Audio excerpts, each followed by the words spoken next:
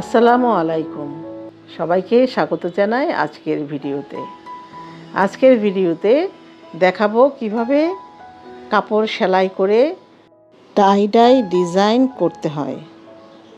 আপনারা অনেকে আমাকে প্রশ্ন করেছেন যে সেলাইটা বুঝছেন না বা কিভাবে সেলাই করলে ডিজাইনগুলি ভালো আসবে। তো এই বিষয়ে আজকে আমি একটি ভিডিও তৈরি করেছি।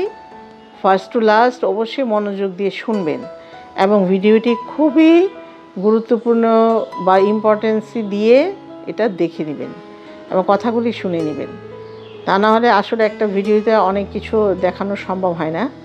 তো এই যে একটা দেখলেন যে আমি একটা কুশন কাভার বা যে একটা কাপড়ে এটা সেলাই ডিজাইন করলাম। এখন এটাতে ছিল ভেট রং দিয়ে আমি করেছি। এই যে ডিজাইনটাকে আমি অনেক সময় বলি যে সময় বাঁচানোর জন্য অনেকে আমরা শর্টকাট কিছু ডিজাইন তৈরি করি, কিন্তু ডিজাইনগুলি কিন্তু ভালো হয় না। তো এই জন্য বেশি বেশি যে কোনো কাজেই আপনারা যখন বেশি বেশি কাজ করবেন তখন সেই বিষয়ের উপরে কিন্তু একটা ভালো অভিজ্ঞতা চলে আসে। তো এই যে দেখুন যে আমি কাজটা করলাম, এটা তো ভিজানো অবস্থায় খুব সুন্দর লাগছে, কিন্তু এটা ডিজাইনটা যেরকম চেয়েছিলাম সেরকম ডিজাইনটা কিন্তু ভালো আসে নাই। একদিকে একটু লাইট আসছে, এইদিকে একটু ডিপ আসছে।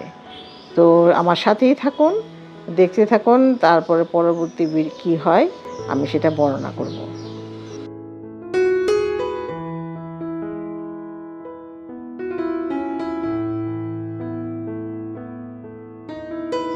এই যে দেখতে পাচ্ছেন শুকানোর পর ডিজাইন দেখেছেন, একদিকে কীরকম এসেছে, সমান সমান এসছে, সেই সেলাইয়ের ডিজাইনটা কিন্তু আসেনি।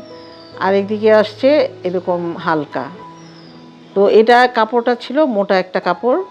তো মোটা কাপড়কে যখন আমি 4 ভাঁজ করে ডিজাইনটা দিলাম তাহলে কিন্তু ডিজাইনটা ভালো। সব কাপড়েই সব রকম ডিজাইন আসবে না।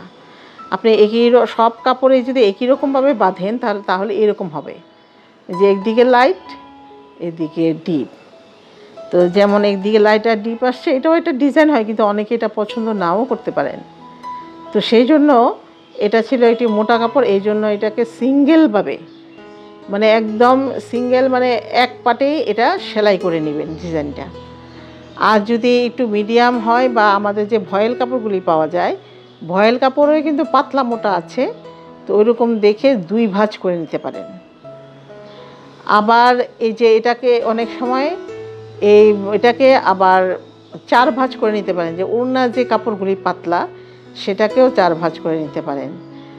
তো আপনারা দেখতে থাকুন, দেখুন এটাকে আমি কিন্তু আবার সিঙ্গেল করে বেঁধেছি। এটা একটু মোটা চাদরের কাপড়, এখানে যদি আমি ভাঁজ করে দিই তাহলে কিন্তু ভালো ডিজাইন আসবে না।